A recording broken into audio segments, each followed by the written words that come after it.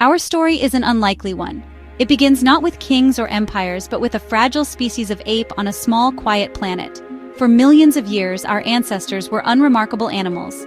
They lived, they hunted, and they died, leaving little trace on the world around them. They were not the strongest nor the fastest. They were simply one of many creatures struggling for survival under the vast African sky. Their world was one of immediate concerns, finding the next meal, avoiding predators, and seeking shelter from the elements. There was no grand plan, no sense of destiny, only the daily rhythm of existence shared by countless other species. What changed? What transformed these ordinary apes into the masters of the planet? The answer lies within our minds.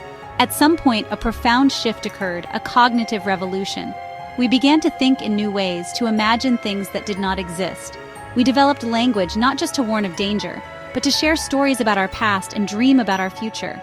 This ability to create and believe in shared fictions, myths, legends, and gods allowed us to cooperate in numbers never before seen in nature.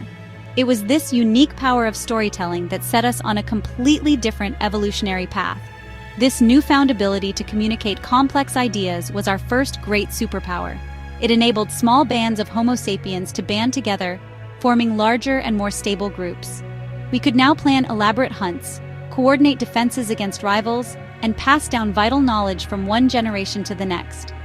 We didn't just share information about where to find berries, we shared stories about the spirits of the forest, the creation of the world, and the meaning of our own existence. These shared narratives created a collective identity, a bond stronger than blood, that held our burgeoning societies together and paved the way for unprecedented cooperation. From these humble origins, we began to look beyond the immediate horizon. The world was no longer just a place to survive in. It became a canvas for our imagination. We started to ask questions. Who are we? Where did we come from? What is our purpose? These questions echoed around campfires on every continent we reached. They are the same questions that drive us today, linking our modern world directly to those early storytellers. Our journey is not just a history of tools and technologies, but a history of ideas, the powerful, invisible forces that have shaped our destiny from the very beginning. For tens of thousands of years, we were wanderers. We followed the herds and the changing seasons, living as hunter-gatherers in a world that was wild and untamed. Our footprint on the earth was light. We lived in harmony with nature's cycles because we had no other choice. This nomadic lifestyle defined our existence, shaping our bodies, our minds, and our social structures. Yet, this long era of wandering was merely the prelude to an even greater transformation. A revolution was brewing, one that would chain us to the land and, in doing so, unleash our potential to reshape the planet itself. This was the agricultural revolution. It was not a single event, but a slow, gradual process that unfolded independently in different parts of the world. We learned to cultivate plants like wheat, rice, and corn. We learned to domesticate animals like sheep, cattle, and pigs. For the first time, we could produce more food than we needed for a single day.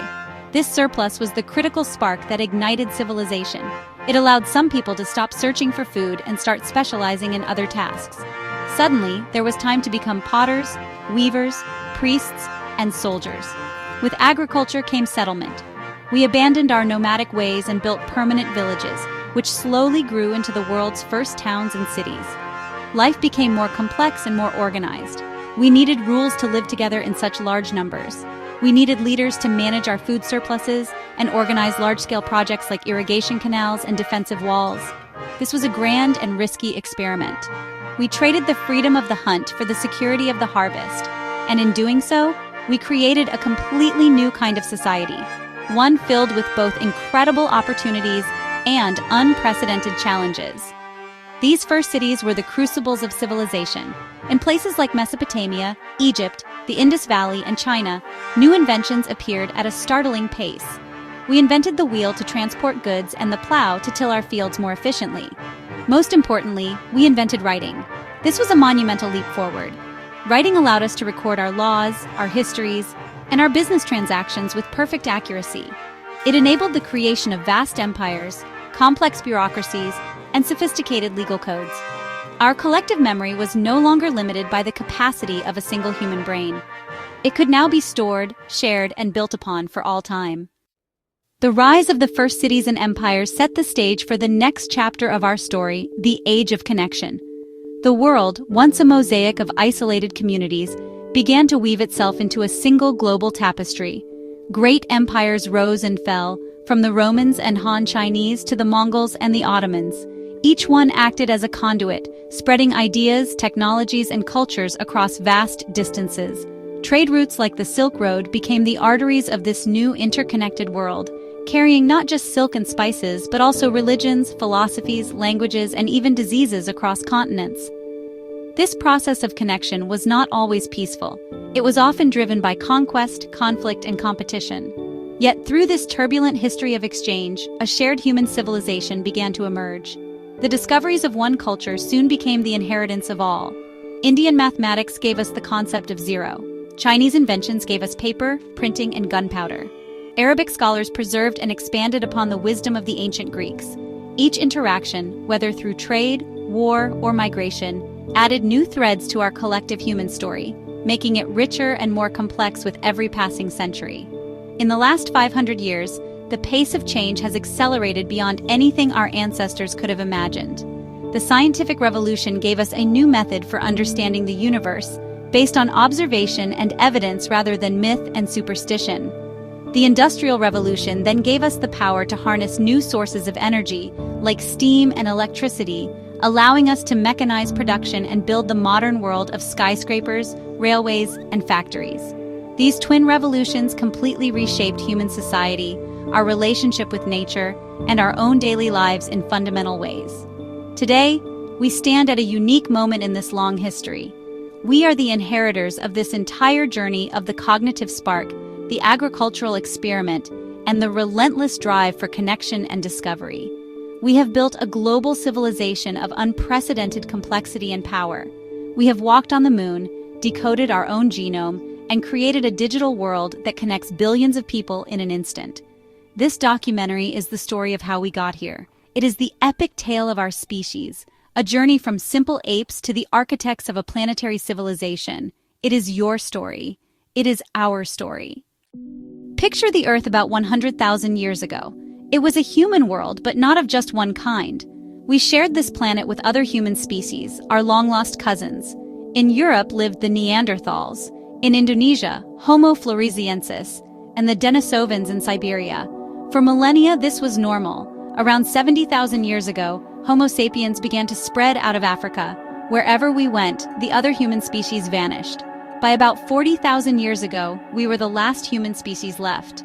The world of many humans became the world of one. The story of civilization is the story of how one ape came to inherit the Earth. The key to our conquest of the world was not in our muscles or our teeth, but in our minds. Between 70 and 30,000 years ago, Homo sapiens underwent a profound internal transformation, the cognitive revolution. It was a revolution in the way we thought and communicated. We could create, imagine, and communicate ideas of staggering complexity. The most critical new ability was our unique language. We could talk about things that do not exist at all. This ability to create and share fictions is the secret of sapiens' success. This power of fiction allowed for cooperation on a massive scale. This shared belief in common myths allowed us to cooperate flexibly in large numbers. These are all fictional realities, stories we invent and collectively agree to believe in. The cognitive revolution gave us the ability to create shared realities. We see the first art. Armed with new tools, we burst out of Africa. The sapiens' expansion was rapid. We were conquering new environments with superior technology. We faced deserts, jungles, and frozen tundras, adapting with incredible speed. By 45,000 years ago, we settled Australia, requiring planning and imagination. Our ancestors found a megafauna-filled land. Soon, most giant animals were gone. This was the first major impact on a planetary ecosystem. Later, we crossed the Bering Land Bridge into North America and spread rapidly. No species had ever spread so far, so fast. Homo sapiens covered the globe. We had inherited the Earth. For 95% of our history, we lived as foragers. This shaped our bodies, minds, and instincts. Theirs was not a life of constant struggle. They enjoyed a high standard of living. The ancient forager was a master of their environment, with a deep knowledge of the natural world. Every person was a living encyclopedia of their local ecosystem. Life was communal. our evolutionary psychology is still largely that of a Stone Age hunter. Much of the anxiety of modern life may stem from the mismatch between our ancient programming and our modern reality. For tens of thousands of years, the hunter-gatherer lifestyle remained stable.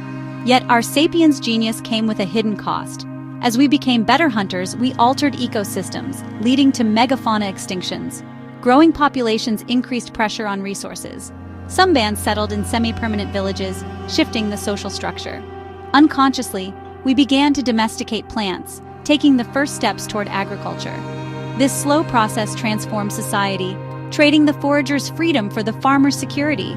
We were on the brink of the agricultural revolution. The end of the Ice Age brought a warmer climate, creating fertile lands, particularly in the Fertile Crescent. Here, wild wheat and barley grew in abundance. Hunter-gatherers began to rely on these grains and started to cultivate them, marking the beginning of the agricultural revolution. It was a slow process over millennia. We exchanged the forager's life for the farmer's labor. This made them vulnerable to disaster. We gained more food, but at the cost of a more laborious existence. It was a trap. By the time people realized it, it was too late to go back. This happened worldwide. The story was the same. More food led to population growth and dependence on agriculture. Humanity was not domesticating plants. Plants were domesticating us. They lured us in, and we spread their kind across the globe. The agricultural revolution did one thing extremely well. It produced a surplus of food. For the first time, a community could grow more food than it needed for its immediate survival. This surplus was the foundation for a new kind of human settlement, the city. People no longer had to spend all their time producing food. Some could now specialize in other trades. We see the emergence of potters, who created vessels to store the surplus grain and water. We see weavers, who made textiles from domesticated flax and wool. We see stonemasons, carpenters, and metalworkers. These new professions created a dynamic and complex society unlike anything seen before. The first true cities emerged in Mesopotamia, the fertile land between the Tigris and Euphrates rivers, around 6,000 years ago. Places like Uruk, Ur, and Babylon were more than just overgrown villages. They were bustling centers of population, trade, and innovation. Thousands of people lived packed together behind massive defensive walls. This density of people and ideas acted like an accelerator for progress. New problems like sanitation, water supply, and social disputes demanded new solutions. In these urban cauldrons, new technologies and social structures were forged at an unprecedented rate. The city became a human superorganism, buzzing with collective energy. Life in these first cities was a whirlwind of new experiences. A person could walk through crowded marketplaces and hear languages from distant lands. They could see monumental temples called ziggurats, reaching towards the heavens, built by the coordinated labor of thousands. They could interact with strangers every single day, a radical departure from the intimate, kin-based life of the forager band. This new urban environment created new opportunities but also new stresses. Society became anonymous and more competitive. People were surrounded by wealth they could never hope to possess, leading to social friction and crime. The city was a place of both dazzling wonders and deep anxieties. Perhaps the most important invention to come out of these early cities was the very idea of large-scale organization. Building a massive temple or a complex irrigation system required central planning and management. You needed leaders who could collect the food surplus from farmers and redistribute it to the builders, priests, and soldiers. You needed managers to coordinate the labor of thousands of workers who had never met each other. This need gave rise to the first governments, the first bureaucracies, and the first organized religions. The city was not just a collection of buildings, it was a new political and social technology for organizing humanity.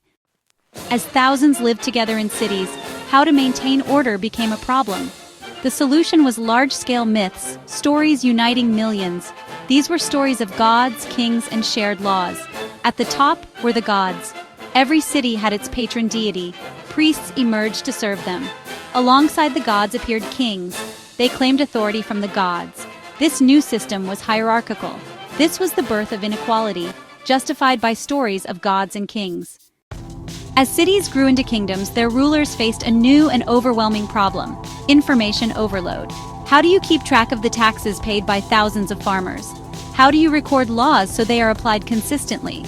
How do you send detailed orders to a general on a distant battlefield? The human brain has a limited capacity for storing and processing information. For societies to grow more complex, They needed a way to store vast amounts of data outside the brain. The solution, invented by the Sumerians in Mesopotamia around 3500 BC, was one of the most important breakthroughs in history, the invention of writing. Writing did not begin as a tool for poetry or philosophy. It began as a humble accounting device. The earliest form of writing, known as cuneiform, was a system of pictograms and symbols pressed into wet clay tablets. These first texts are not epic poems. They are boring administrative records. They record the number of sacks of grain delivered to the temple, the number of sheep owned by a wealthy landowner, or the wages paid to laborers. It was a technology for bureaucracy. It allowed the state to manage the economy with unprecedented precision, to levy taxes efficiently, and to create complex legal codes that applied to everyone. Writing was the ultimate tool of social control. Once invented, the power of writing quickly became apparent. It revolutionized the way humans thought and governed. For the first time, knowledge could be stored and accumulated over generations with perfect fidelity. Laws no longer had to be simple enough to be memorized. They could become incredibly detailed and complex. History was no longer just a collection of oral legends that changed with every telling. It could be recorded as a definitive narrative, usually one that glorified the current king.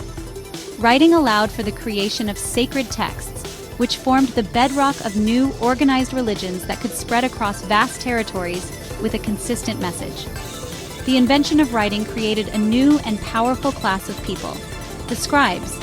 Literacy was a rare and difficult skill, requiring years of training. Those who could read and write held the keys to power.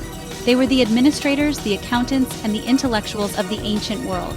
They ran the state bureaucracy, managed the temple estates, and recorded the king's glorious deeds. This created a new division in society, not just between rich and poor, but between the literate elite and the illiterate masses.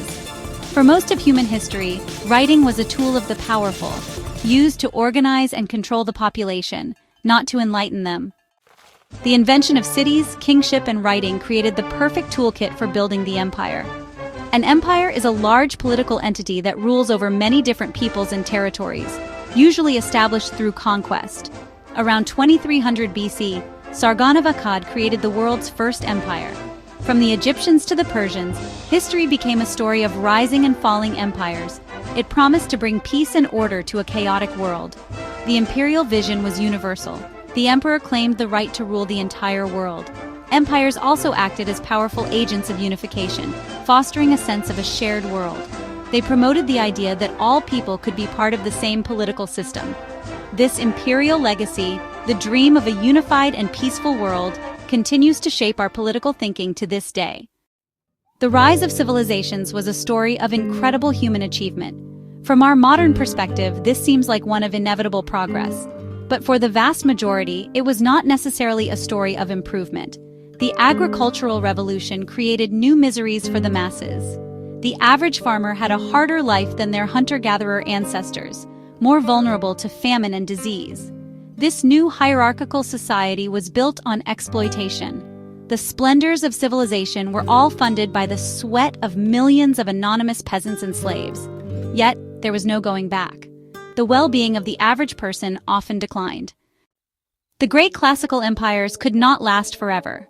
The Roman Empire began to crumble, suffering internal decay and external pressures.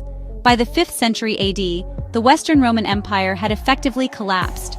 The fall of Rome plunged Western Europe into a period of fragmentation. Yet, it was also a period of creation. The Eastern Roman Empire thrived, preserving Roman legacy. At the same time, in China, the Han Dynasty had also collapsed, leading to division. This period of imperial collapse was a profound turning point. The breakdown of empires allowed for new peoples and ideas to emerge and flourish. It was the necessary, turbulent beginning of the medieval era. As empires collapsed, people sought new hope. Universal religions like Christianity and Buddhism offered comfort. Christianity spread through the Roman Empire. The Church preserved learning and identity in fragmented Europe. Buddhism spread across Asia, carried by monks along the Silk Road. Islam emerged from Arabia, creating a vast civilization. These faiths created global communities, shaping law, politics, and culture. In the 7th century, a new power emerged from the deserts of Arabia. Within a century, they forged a massive empire, the Islamic Caliphate. This new Islamic civilization became the most dynamic and influential force in the world. It was also a vibrant center of culture, science, and commerce. They established the House of Wisdom, where scholars translated the world's knowledge into Arabic, sparking a golden age. The Islamic world acted as a crucial bridge of knowledge, preserving ancient works.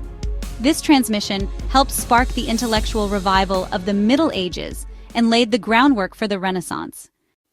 The collapse of the classical empires in Rome and China had caused the ancient Silk Roads to decline. But by the 7th and 8th centuries, new powers began to restore stability, and the legendary trade network was reborn, honestly, more vibrant than ever. In the east, the powerful Tang dynasty in China created a huge, secure empire that encouraged foreign trade. In the west, the Islamic Caliphate controlled the vast territory from the Middle East to Central Asia.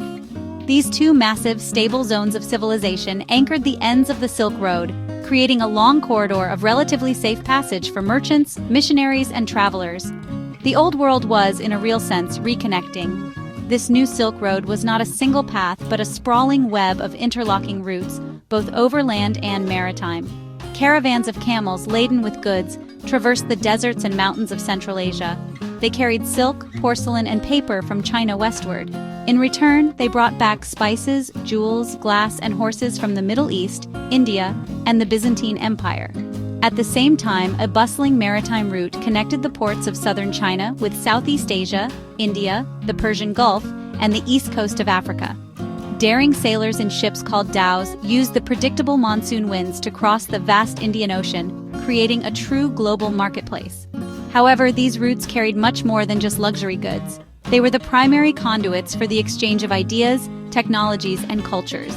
Papermaking, a Chinese invention, traveled west along the Silk Road, reaching the Islamic world and eventually Europe, where it would fuel the printing revolution. Gunpowder, another Chinese invention, followed the same path and would go on to transform warfare around the globe. Religions also traveled these roads. Buddhist monks carried their faith from India to China, Nestorian Christians established communities deep in Asia, and Islam spread peacefully with merchants into Southeast Asia and parts of Africa. This intensified exchange created a more cosmopolitan and interconnected world than ever before. A person living in a major trade hub like Samarkand or Malacca would have encountered people, languages, and ideas from thousands of miles away. This cross-pollination of cultures sparked innovation and creativity across the Eurasian continent. Chinese artistic styles influenced Persian pottery, Indian mathematical concepts transformed Islamic science, and Middle Eastern musical instruments made their way to Europe. The medieval world was not a dark and isolated place. It was a world being woven together by thousands of threads of commerce and culture, creating the first truly Afro-Eurasian network of exchange. While the civilizations of Afro-Eurasia were weaving themselves together, complex societies were also developing in complete isolation in other parts of the world. In the Americas, which remained unknown to the rest of humanity, magnificent civilizations rose and fell without any contact with Europe, Asia, or Africa. In Mesoamerica, the great city of Teotihuacan had flourished and collapsed, and now new powers like the Maya city-states in the Yucatan Peninsula were reaching their classical peak. The Maya developed a highly sophisticated culture with towering pyramid temples, a complex hieroglyphic writing system, and an incredibly accurate calendar based on detailed astronomical observations. The Maya were not a single unified empire, but a collection of competing city-states, much like ancient Greece. These cities, with names like Tikal, Palenque, and Copan, were centers of learning, art, and elaborate religious rituals. They were ruled by divine kings who acted as intermediaries between the human and supernatural worlds. The Maya practiced intensive agriculture to support their large urban populations and built impressive stone causeways through the jungle to connect their cities. Their achievements in mathematics were particularly remarkable. They independently developed the concept of zero at roughly the same time it was being explored in India, a testament to the universal human capacity for abstract thought. Further south, in the Andes Mountains of South America, other complex cultures were taking shape. Civilizations like the Moche and the Nazca created sophisticated irrigation systems, produced exquisite pottery and textiles, and built large ceremonial centers. They adapted to one of the most challenging environments on Earth, from the arid coastal deserts to the high mountain valleys. These societies laid the social and technological foundations for what would later become the vast Inca Empire. The history of the Americas was unfolding on a completely separate track, a parallel human experiment with its own unique trajectories of development. Meanwhile, in sub-Saharan Africa, new kingdoms and trade networks were also flourishing, connected to the wider world but with their own distinct character. The Kingdom of Ghana in West Africa grew immensely wealthy by controlling the trans-Saharan trade in gold and salt. Camel caravans, the ships of the desert, connected West Africa to the Mediterranean world, bringing Islamic culture and learning southward. In East Africa, a string of Swahili city-states like Kilwa and Mombasa grew rich from the Indian Ocean trade, blending African, Arab, and Persian influences into a unique coastal culture. These developments show that the medieval period was a time of growth and innovation not just in Eurasia, but across the entire globe. The medieval world was shaped by faith, but this faith was also a source of immense conflict. In the 11th century, the Pope called for the First Crusade, urging Christian knights to reclaim Jerusalem. European crusaders returned with new tastes and ideas. This intellectual ferment led to the foundation of the first universities. From the steppes of Central Asia, the Mongols created the largest contiguous land empire in history. This period saw the peak of the Silk Road. In the mid-14th century, the Black Death wiped out as much as half the population of Europe and the Middle East. This catastrophe shattered the medieval world, but from its ruins, a new, modern world was about to be born. The Black Death shattered medieval Europe. Yet out of this devastation, something new began to grow. In Italy, a new spirit took hold. Merchants invested in culture, art, and learning. This was the dawn of the Renaissance, a rebirth. Scholars rediscovered ancient texts celebrating human potential. This new philosophy, humanism, placed humanity at the center. This new spirit found expression in art. Around 1440, Gutenberg perfected the printing press. Knowledge spread like wildfire. It fueled the flames of change. For centuries, Europe had been at the western edge of the great Afro-Eurasian network.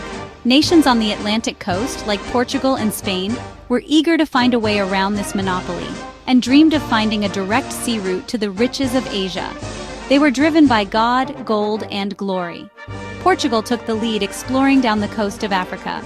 Bartolomeu Dias rounded the Cape of Good Hope, proving that a sea route to India was possible. A decade later, Vasco da Gama completed the journey. While Portugal was focused eastward, Christopher Columbus had a different idea: to reach the East Indies by sailing west. Columbus made landfall on an island in the Bahamas, triggering a rush of exploration. Magellan set out to circumnavigate the globe, proving that the Earth was a sphere. Columbus's voyages initiated a massive collision of ecosystems, cultures, and peoples, separated for tens of thousands of years. This Columbian exchange was the most significant biological event since the dinosaurs. Plants, animals, diseases, and technologies began to flow between the Old World and the Americas, reshaping the planet's demography, economy, and environment. The most devastating cargo was disease, wiping out entire communities. It was the greatest demographic catastrophe in human history. To exploit resources, European powers turned to the transatlantic slave trade. The Columbian Exchange created the modern world at an unimaginable human cost. As explorers redrew the map of Earth, pioneers began to redraw the map of the heavens, marking the beginning of the scientific revolution. Challenging the ancient Greek worldview, Nicholas Copernicus proposed a heliocentric model. Galileo's telescope discoveries further supported this, despite conflict with the Church. The new science, built on observation, experimentation, and mathematics, culminated in Isaac Newton's laws of motion and universal gravitation. The universe transformed into a rational machine, understandable by the human mind. The twin revolutions of discovery and science gave European nations a decisive advantage over the rest of the world. New scientific knowledge was quickly applied to technology, leading to better ships, more accurate maps, and more powerful weapons. The wealth pouring in from American silver mines and slave plantations funded larger armies and navies. Armed with these new tools of power, European nations began to project their influence across the entire globe. They were no longer content with just trading posts. They began to build true global empires, conquering and colonizing vast territories in the Americas, Asia, and Africa. The age of European dominance had begun. The first wave of this imperial expansion was led by Spain and Portugal. Spain built a vast land empire in the Americas, stretching from California to Chile, built on the ruins of the Aztec and Inca civilizations. Portugal established a maritime empire, a string of fortified ports and trading posts controlling the sea lanes around Africa, across the Indian Ocean, and into the Spice Islands of Southeast Asia.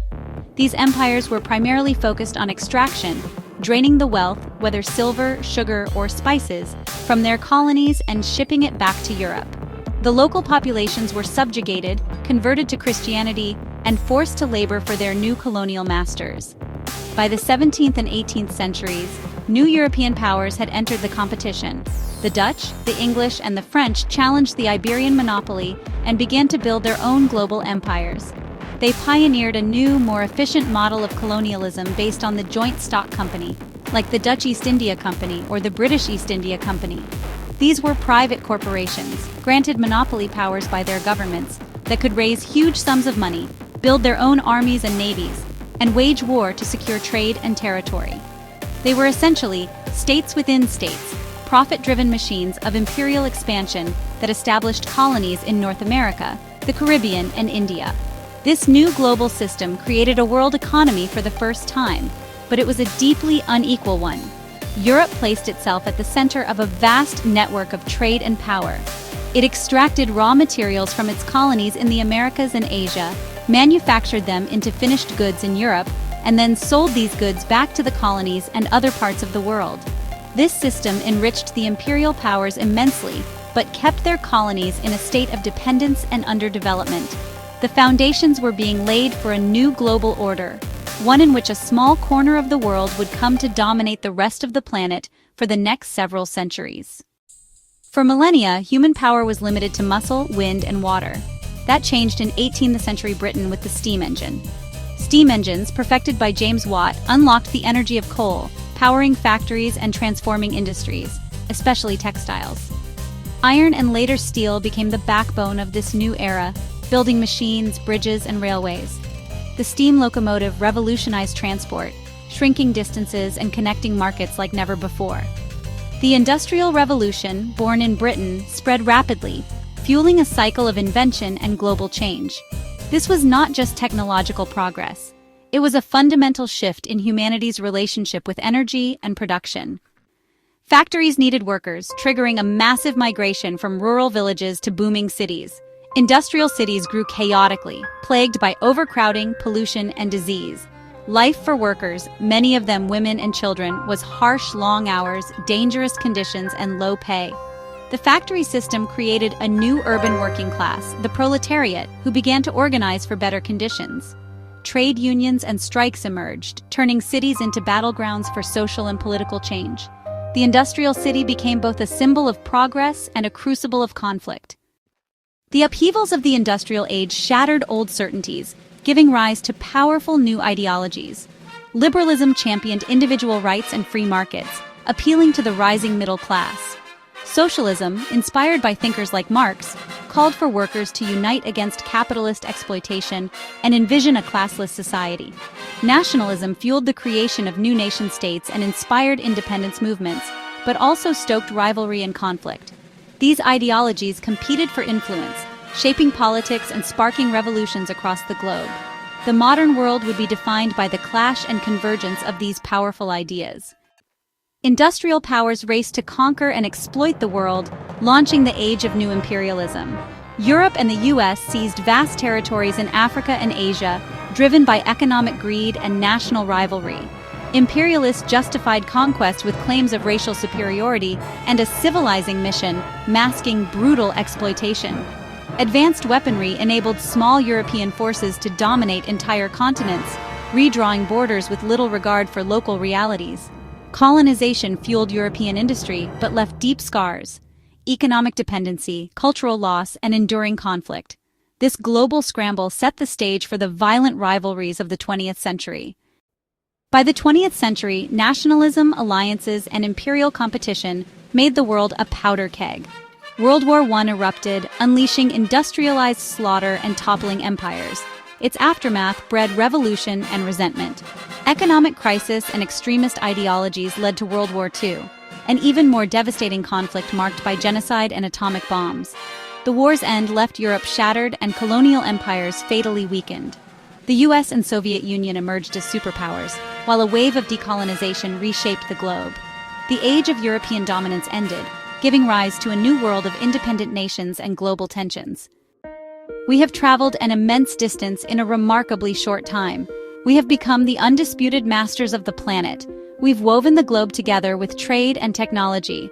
Today, we live in a world our ancestors couldn't have imagined. Yet, this inheritance is a double-edged sword. The industrial engines that built our modern world are now fundamentally altering our planet's climate. Our greatest achievements are inextricably linked to our greatest perils. Understanding this long history is the essential first step to understanding ourselves and the critical juncture at which we now stand. As we stand here today, we must inevitably turn our gaze to the future.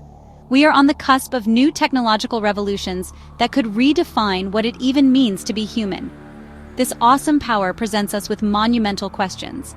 We now face our greatest challenges as a single global species. Our greatest problems are now global problems, and they demand global solutions. Our ability to cooperate on a global scale will be tested as never before. Which path we choose is up to us. The next chapter, the one we are all writing together, will be the story of what we decide to become. The journey is just beginning.